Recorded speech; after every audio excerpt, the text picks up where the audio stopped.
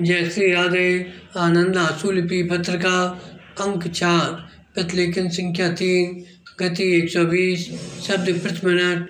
प्रारंभ करें।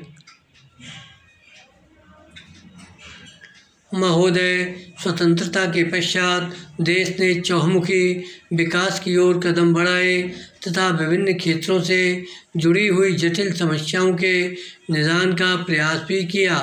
भारतीय गणतंत्र में नागरिकों के मौलिक अधिकार सुलभ हुए, समानता के अवसर प्राप्त हुए और अभिव्यक्ति की स्वतंत्रता उपलब्ध हुई।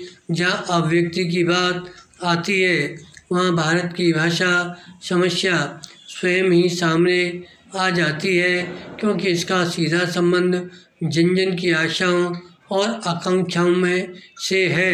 भारतीय संविधान में हिंदी को राजभाषा का गौरव प्राप्त है, परंतु भारत की अन्य भाषाओं को भी संविधान द्वारा मान्यता दी गई है। इसके पीछे संविधान निर्माताओं के मन में भारतीय भाषाओं के प्रति सम्मान की भावना के साथ साथ ऐसी भावना भी विद्यमान रही जिससे उन्होंने पारस्परिक आदान प्रदान, संपर्क और अभिव्यक्ति के माध्यम के रूप में इन भाषाओं के महत्व को समझा।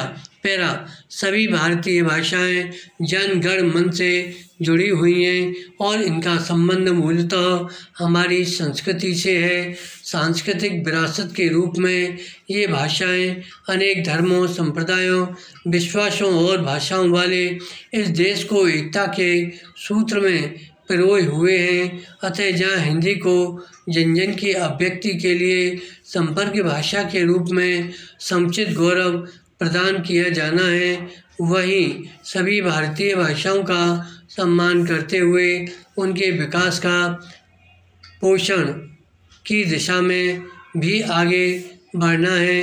इसी उद्देश्य से संविधान निर्माताओं ने संविधान के अनुच्छेद 343 में यह व्यवस्था की है कि देवनागरी लिपि में लिखित हिंदी भारत की राजभाषा होगी।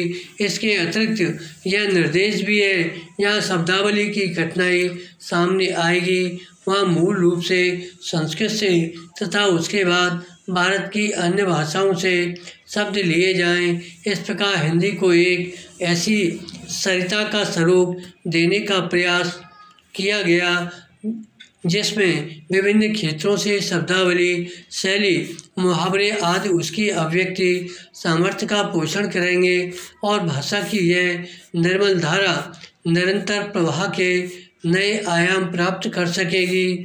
भारतीय गणतंत्र में विद्यमान भाषा समस्या के समाधान के लिए नई सोच की आवश्यकता है।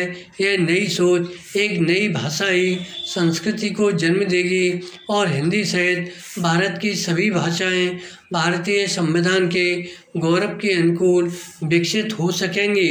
हमारे विचारक तथा देशभक्त स्वतंत्रता से पहले भी भारत की भावनात्मक एकता के पोषण के लिए तथा संपर्क भाषा की आवश्यकता पर बल देते रहे हैं। धन्यवाद।